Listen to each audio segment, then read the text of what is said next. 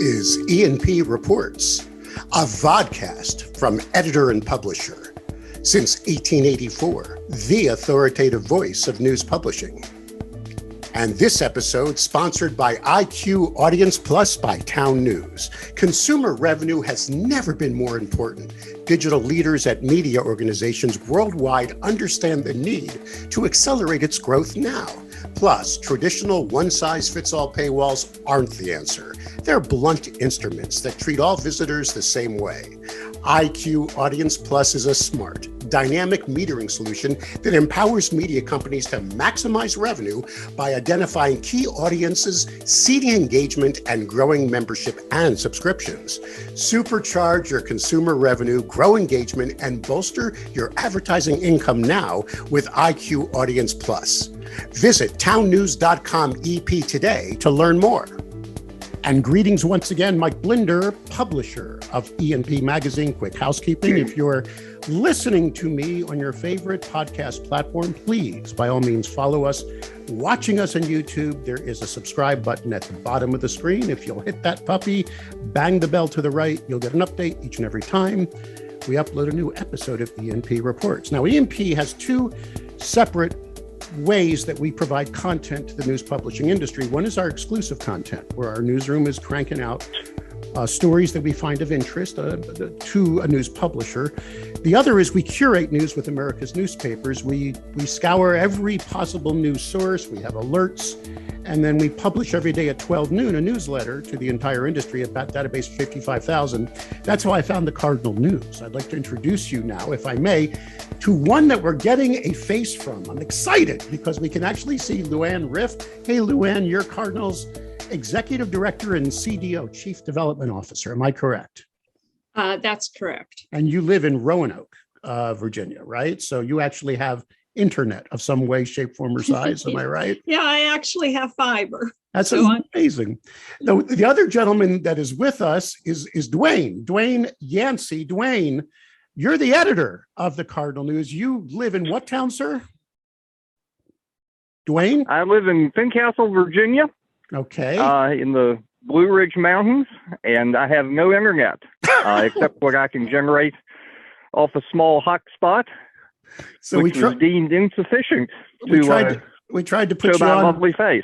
We can't see your lovely, but if you're not offended, sir, we'll let Luanne be the face of this interview, and you'll just be the brawn and the message on the other side. Does that sound fair? Just imagine how handsome I am. There you go. Imagine in a million ways, but most of our audience is audio based anyway, so we'll get rid of the visual references. But this was a story that came across from the Washington Post. And I read it and found it fascinating because you too, along with some other expatriates of Lee Enterprises, have gone off to a part of Virginia. You call it the South. What is Luanne, what do you call this corridor you're in of Virginia that you're now covering with the Cardinal Times? Yeah, so there's not one catch-all word for our part of Virginia. We're covering Southwest and Southside Virginia, which if you look geographically is most of the state. But it's the more rural areas. Roanoke is a fairly decent sized city, and there are a couple smaller cities, but it's mostly rural areas that. For the advantage of our YouTube viewers, I actually threw a map up so I can, but that's only because I read the story you guys put out there that kind of made you internationally famous in a way, the Hurley story, right? There was a flood in Hurley, and I never heard of Hurley. Hurley is like tucked away on the border of West Virginia, Kentucky, and Virginia, correct? Right in that little niche there. And you guys broke a story that got a lot of attention and helped them get some funding. But that's quite a swath of area, right? This is this is like Appalachia, Luanne? Is that what you would say? Yeah, part of it is, and part of it is not. It's very different regions with very different, so the part where Hurley is what was referred to as coal country. Southside Virginia is where tobacco and textiles. But they have similarities in that they're all rebuilding their economies.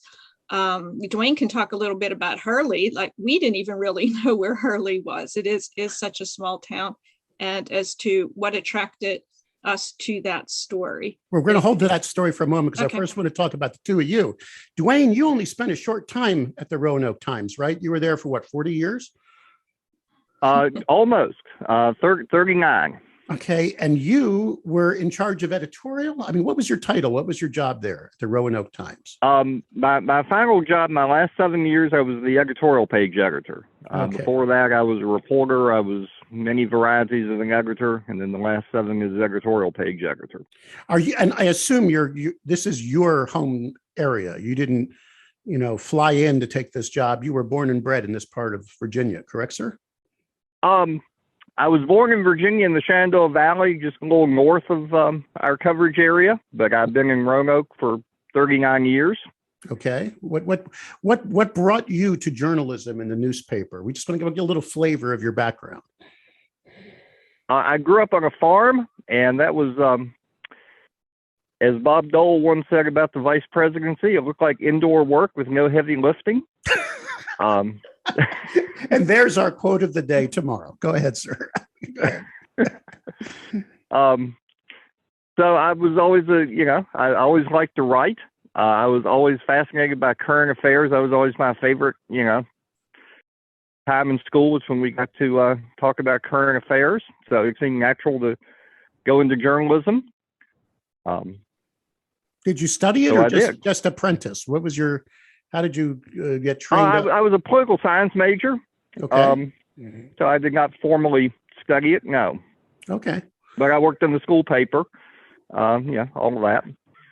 And so 40 years giving your opinion or helping the paper and express an opinion and Roanoke is not exactly a huge, big metropolitan city, but it is the largest city in this section of Virginia, correct? Correct. It's a metro area of about 250,000. Yes. Right. Okay. And it's right off of I-81, if anyone's interested. Now, Luanne, you spent 7 years at the paper. How long were you at the Roanoke Times? Oh, no, I moved to Roanoke in 2005. Okay. So a bit longer. I'm sorry. Okay. Yeah. Yeah. So I came as part of what was then the editorial team. I was the op-ed editor and writing editorials. And the job shifted once BH Media bought us. And basically, there was a contraction of all of the editorial staff.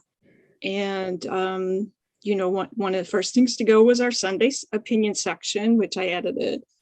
And so I was invited to go upstairs to the newsroom. And so that would have been about 7 years ago. I started covering health and was the health reporter for the Roanoke Times. Okay. And then, so you were through the transition to BH Media, then BH Media's transition to being operated by Lee. So you made the whole circle, right? And for those that didn't cover all that, Lee was operating BH for a while, right?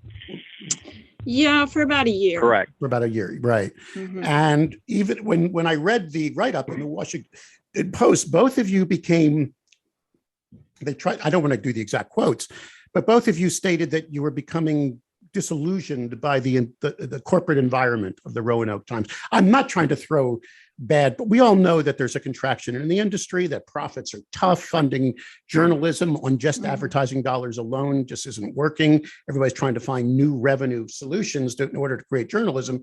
But it wasn't just the cutbacks, it was the culture that I kind of got through this. What was it like? I mean, and again, I don't want to, I'm sure you still have friends at the paper or what have you, but let's stay with you for a second, Luanne. What was it like before you just said, I can't do this anymore, I got to leave? You were not fired, correct? You resigned. No, I took, they were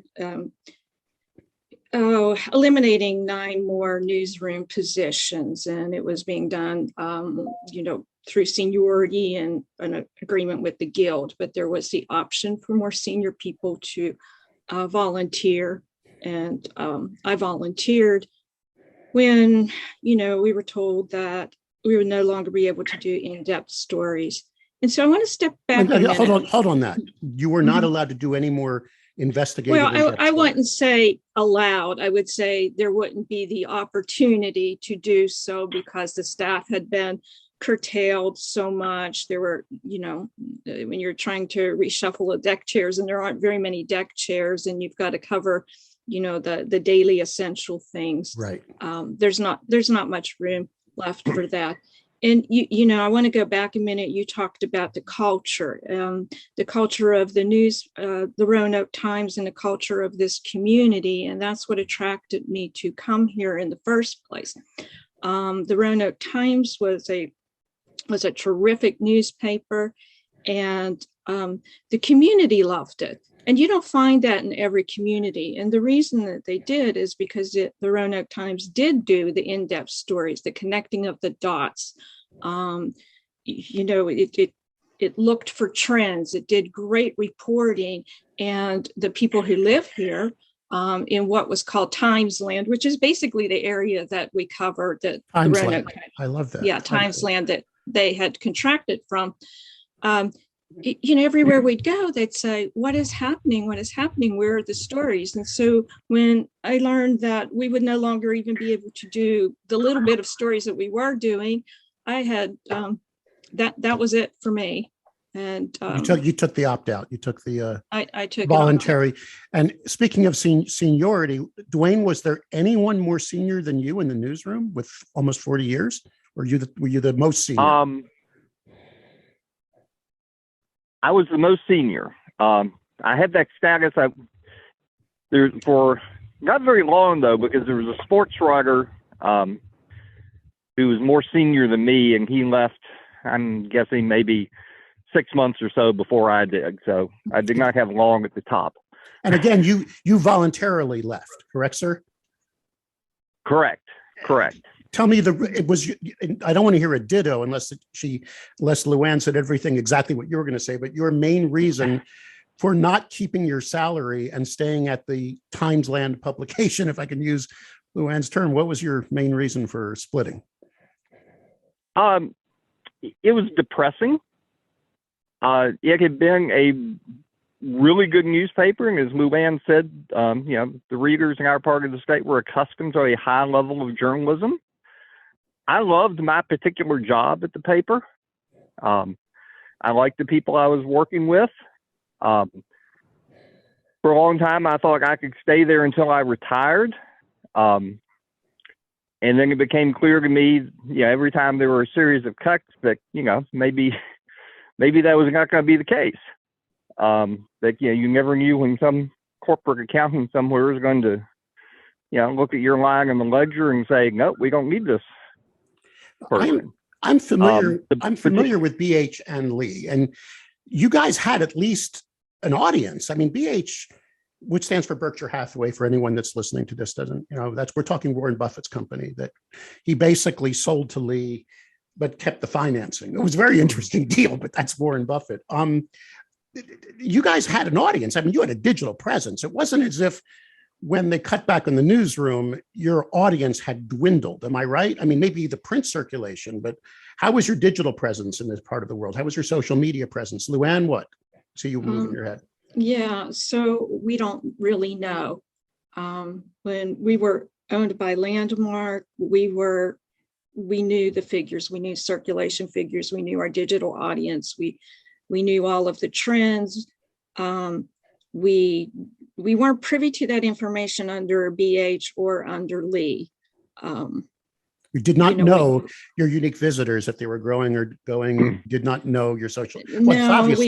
Go ahead. Yeah, we'd go through a series of different changes with digital tools and metrics, and then I think it got to the point where we weren't getting any metrics at all.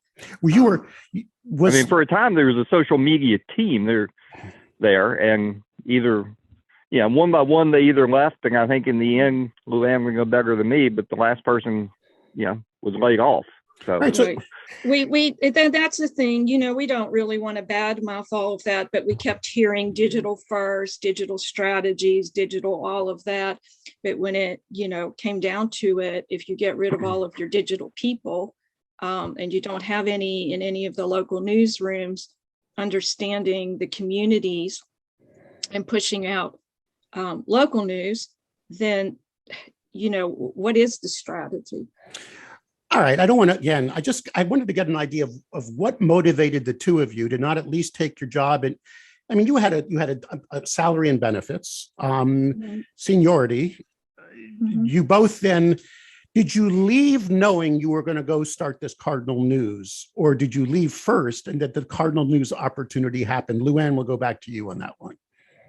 Yeah, so I left first, of course, and I really didn't know what I was going to do, but I was approached by a nonprofit that's very interested in journalism that asked me to look at what would be involved in creating a digital news service that did specialize in in-depth reporting. And so I started looking into it and found that others were also interested in helping with some seed funding. And before you knew it, you had started Cardinal News. Yeah, absolutely. And it was a whirlwind. We had looked at what might work, and we saw that all across the country, there were nonprofit newsrooms starting up. So, we thought, well, let's build this on the public broadcasting model and get foundations, corporations, and individuals to support what they value. Dwayne, same question. And I left specifically, I left specifically to take this job. Okay. So our departure dates were some months apart. In between those, Cardinal got incorporated. The appeal for me was to be able to fill the void that legacy newspapers were leaving behind. We are not here to compete with the existing newspapers. We're here to cover the stories that they once covered but no longer can, particularly politics. That was my sort of spiritual breaking point, was when the newspaper, as part of the reorganization that followed the last round of layoffs, decided it would no longer have a full-time political reporter. In the paper, I'm a political junkie from way back. Of course, being an editorial page editor, that, of course, it goes hand in hand. That was the trough at which I fed. Right. And there'd been a long, proud tradition of political coverage of this part of the state. And the idea that we were going to, suddenly just get all of our coverage from the state capitol, which may be fine coverage, but is not, focused on our issues or our legislators. That was the breaking point for me. Dwayne, you're the reason. Dwayne, excuse me. You're the reason why I love the story, but I loved some of the quotes when you were interviewed by the Washington Post, because you are like me. You believe in a Madisonian democracy. You actually were going into the whole aspect of why these imperfect men built a perfect document. Am I right? That basically said free, unfettered press. And that's in your DNA, right? You missed Sure. that at the Roanoke Times, right? You figured Sure. it was your mission. Go ahead. This is the part of the state where we live. We think it's a nice part of the state. Yeah, it is an interesting part of the state. It has politics here, and the idea that, that wasn't going to be covered, the coverage was going to all come from the state capitol. That was a big deal. These are, Southwest and South Side are, as Luanne said earlier, mostly rural parts of the state that have seen their traditional employers either decline or die outright. Textiles, tobacco in South Side, coal in far Southwest Virginia. These are two parts of the state reinventing their economies. There's a fascinating story to be told there, but there's no one to tell it. So that is part of our mission, is to tell that story.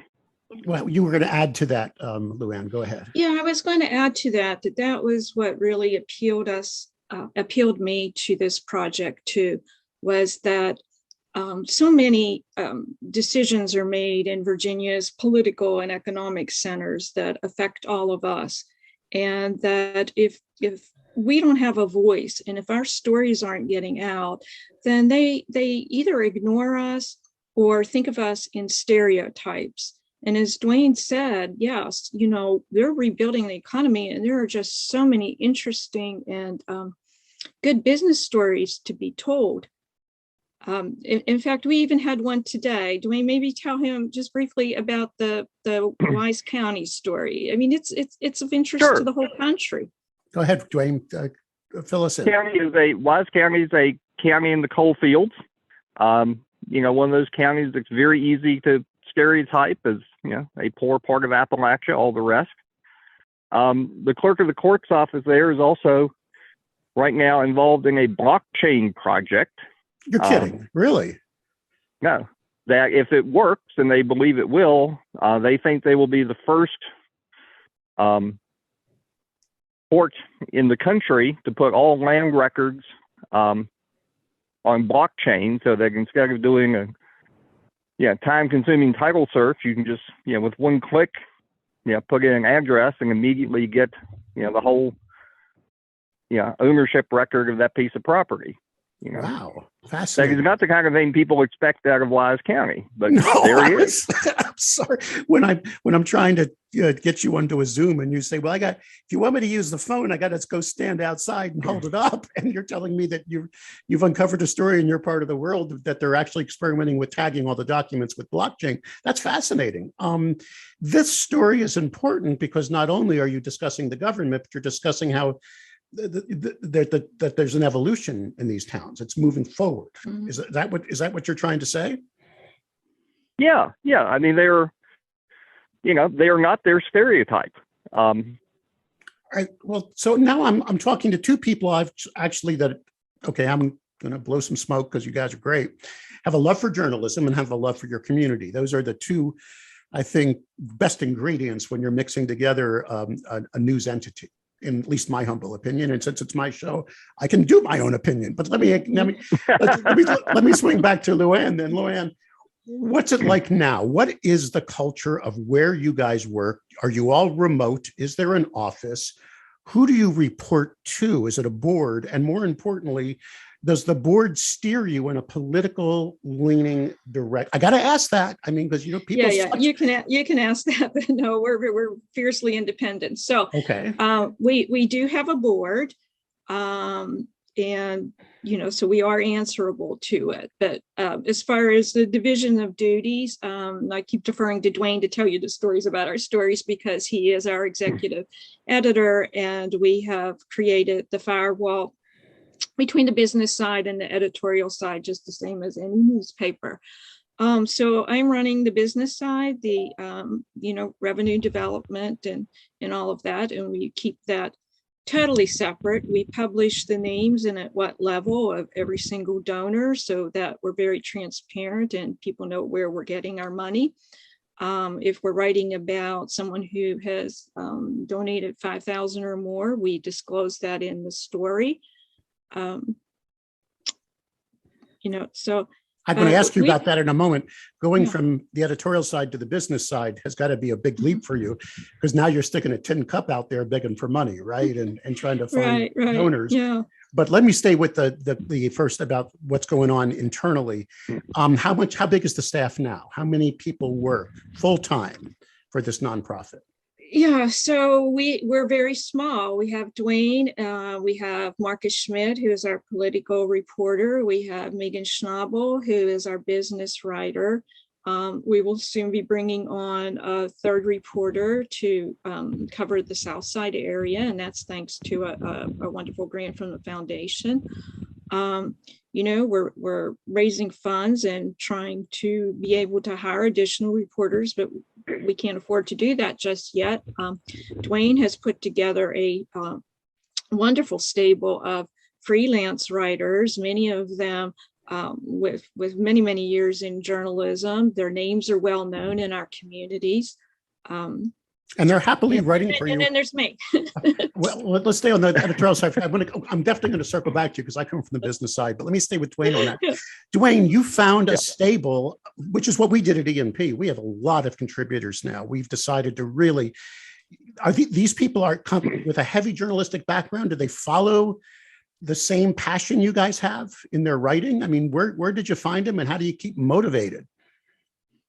They are all former journalists who had, worked in this part of the state and for one reason or another had left, various newspapers, either willingly or unwillingly. They were, yeah, they were easy to find. You know, we knew their names. And yeah, to back to answer part of your earlier question, we all work virtually. We have no office. Wow. So, you know, we pay no share. As a nonprofit, we pay no shareholders. As a virtual operation, we pay no landlord. And I'll point out our board is 2/3 former journalists. So one of the board members or founding board members used to be at the Roanoke Times as well. Am I correct, Luanne? Isn't there a woman who helped fund this? So one of the first people we turned to was Debbie Mead, who's a former publisher of the Roanoke Times under Landmark. Great deal of respect for Debbie. Debbie has great business experience. Debbie has also served on the boards of a number of nonprofits. So she was excellent to have. And of course, the first person she reached out to was Tanya Hart, her former CFO, and said, draw up a budget. And so Tanya, she drew up this great budget and she was just dead on. And You're kidding. Everything was projected just right. That's odd. Well, yeah, except our growth. We didn't project that we would be growing so quickly, but that's a good problem. Oh, that's to solve, a bad right? problem to have. Yeah, it's a wonderful problem. Yeah, so I mean, we had this great expertise helping to guide us. Okay, so let's get to the business side. You're begging for money, and I respect that. Nonprofit is hard. People do, I mean, there is either a love for journalism or they're going to want to at least know that they're doing some good for the community, and you're constantly out there. Do you speak at local events? Are you standing up in front of chambers? What are you doing? Are you networking and doing your little LinkedIn stuff? What is the secret sauce to how you, because I read in the article, you said, I opened up a check for 100 and then I opened up an envelope and saw 5,000 on the same day. I mean, that's right. So it's sort of all of the above, right? Right. You know, again, we were just so very fortunate that the Secular Society had offered a $100,000 challenge grant to get us started, and that 2 businesses stepped up to match that. So that was enough to get us started, and we knew that once we got underway, you know, people would be willing to support us. So, you know, there's, you know, the constant going out in public and talking of our story and getting our brand out there to let people know that we exist. We are writing grants. We are reaching out to larger businesses to get larger donations. What's been fascinating is the other component of it, the e-commerce side of the business that we knew very little about. In fact, we were advised as to which platforms to get, which was really good advice that we took. But as we learn them and get to use them, we have been just doing a bang up job with getting people to sign up for our newsletter and then converting them into donors, many of them monthly donors who give us a small amount of money month after month after month. Which is the public broadcasting model, which you stated in the article you're following. Give them value, and you give them like coffee mugs and stuff like that too. Are you doing any of that? So we haven't gotten that far yet. I'd love to give them a coffee mug. Like coffee I would like a corporate sponsor to help out with that. You know, we have tried really hard not to get out in front of our skis, but this has been a really fast ride. When we first started looking into this, we found that it generally takes a year or two for from the conception of the idea to launch and get up and running. And we did it, we started in May, and we're up and running by the end of September because we knew we had statewide elections, gubernatorial campaign going on, and we needed to be there and cover that. So, you know, there's so many things. My list is really long of all of the ideas and things that we'd like to do. Well, I'm going to circle it back to Dwayne in a moment with some final questions, but I want to ask you now the key indicators. When did you start? When did this all launch? The exact time, year, date. When did you guys get this thing up and running? September 27th. Okay. That's what, 4 months? Am I doing that right, sir? 3 months. Sure. 5 months. Okay, I'm sorry. 5 months. It's early in the morning for me, and I haven't had all my Yeah. coffee. Next question. Either one of you, Luanne or Dwayne, unique visitors now. Since you don't have some guy at a BH office hiding that data from you, how much, Yeah. what do you got? Oh, gosh, I wish you would have asked me that so I could have looked in our analytics. Gut idea. Yeah, if I were at my computer, I can look that up. But Okay, I'm outside. we'll hold that and we'll put that in the write-up. Next question, Yeah. social media presence. How you doing with Facebook and all those things? You guys got a big audience? Yeah, so that we Go ahead, Dwayne. yeah, we have Facebook. You can look up what the numbers are. Okay. How Somewhere about around 2,000 people. how about email database? How large is that growing right now? Any idea for us? Oh, so I will tell you that we started out with the very smallest level that you could purchase, right? Because we were starting out, and we have had to upgrade 3 times. And I would say before the end of this month, we'll have to upgrade again. When you say, can I give me an idea? 5,000, 2,000, 10,000? Yeah, so we're approaching 5,000. So we'll have to upgrade again. All right, Dwayne, here's what I want to ask you now. The city of Roanoke itself has a newspaper, good or bad, right or wrong. It has the Times, and you called it Timesland before you guys left. Yeah. How much reporting and how much of a presence are you doing in the Roanoke region? Are you ignoring it, or are you competing with it and or beating it when it comes to political stories or in-depth coverage or anything? Dwayne, is that a fair question to ask? Sure. Well, but almost any question is fair. Okay. I do not see ourselves competing with them. I mean, we're not there covering city council, that sort of thing. We are covering, because our coverage area is regional. Right. Most of our coverage is regional. So when we cover, the state legislature, it's through a, regional lens, not a, particular city lens. There may be some stories where we overlap, but again, it's not like, man, we're out to beat them. That's not the goal. From time to time, I get tips that aren't stories for us that I pass on to the newspaper. That particular things in local government. Passed on one yesterday. But do you have a fair presence there? Do you have an audience in Roanoke now? The city itself? Oh, yes. Oh, yes. Oh, yeah. That's what I just wanted to know. People are coming to us for different things than they're coming to the Roanoke Times for. People are not coming to us for coverage of city council or local court cases or. I should mention that Cardinal fires. Cardinal is not because you're trying to tie this into any form of religious hierarchy. Cardinal is the official bird of the state of Virginia. Am I correct? So that's why you named the big bird. And as Luanne said earlier, there is no one geographical word that encompasses our whole coverage area. All right. So we were struggling to come up with a name. We didn't want to say Virginia because we're not covering all of Virginia. And so the idea of Cardinal came up as something that people in Virginia would recognize as, a Virginia thing without actually using the word.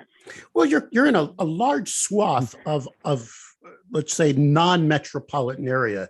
I want people to imagine a map where you're following I-81 from Knoxville all the way up to Harrisburg, and there's not much metro. I mean, Charlottesville kind of, but not the big Charlottesville.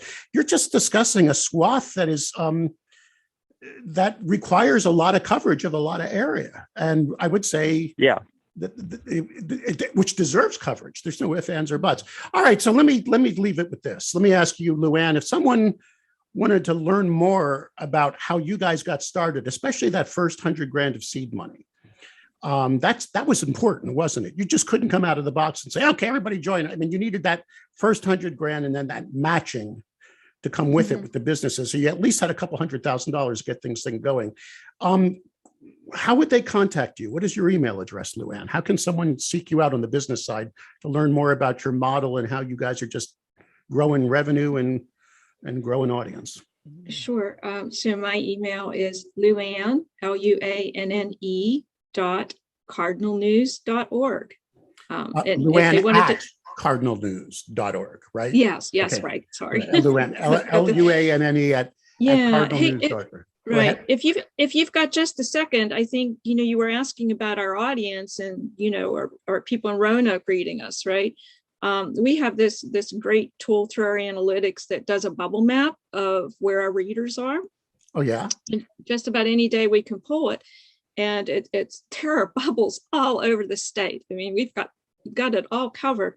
And of course, as you would expect, the largest concentration of readers is over the Roanoke Valley. But our second largest readership is in Richmond. And we have this huge, the state capital, and we have this huge bubble in Northern Virginia too. So we feel as though we are really succeeding on getting our stories heard by the people in the political and economic centers who are making decisions about our lives and livelihoods. So should be proud of that. Dwayne, if some editorial person wishes to know how you can motivate and keep good stringer talent, how do they get a hold of you, sir? Dwayne at cardinalnews.org, DWAYNE. Or if that's too complicated, just news at cardinalnews.org. Makes it much easier. Dwayne, Luanne, this has been a fascinating story. We're going to stay on top of it. We're going to keep following it. And more importantly, we wish you well. I think you guys have learned that follow your passion. Am I right? I mean, you could have taken the salary and just hung in there, but you both have the passion for journalism and service to the community, and it looks like it's starting to pay off. So if I may, kudos to you, Luanne. It's been an honor and pleasure to interview you today. Thank you. Thanks for having us, Mike. And yes, Dwayne. And I would add, it's beyond passion. I mean, there's a solid business plan here. This is not just, Oh, I agree. Hey, let's try this. Yeah. It's, they're but you guys took a very risk. clear metrics behind all of this. Yeah, but you took a risk. Let's be honest. I mean, we did take a risk, and that bubble map that Luanne mentioned. We were hoping that maybe somebody in Richmond will pay attention. This part of the state will get attention. They're paying attention. Like she said, on any given day, that's our second biggest source of readers right now with the state legislature in session. You would not believe all of the tips we get from people who know that we are being read by, people in the state capitol and calling our attention to things in the General Assembly that otherwise we might not be aware of. Little items, buried deep in legislation that have some big impact. People call us up and tell us that. That's so amazingly important, because then you know that you're truly a voice for the region. To both of you, we thank you for your valuable time. Hang in there, both stay healthy, and thanks so much. Thanks, Mike. Thank you.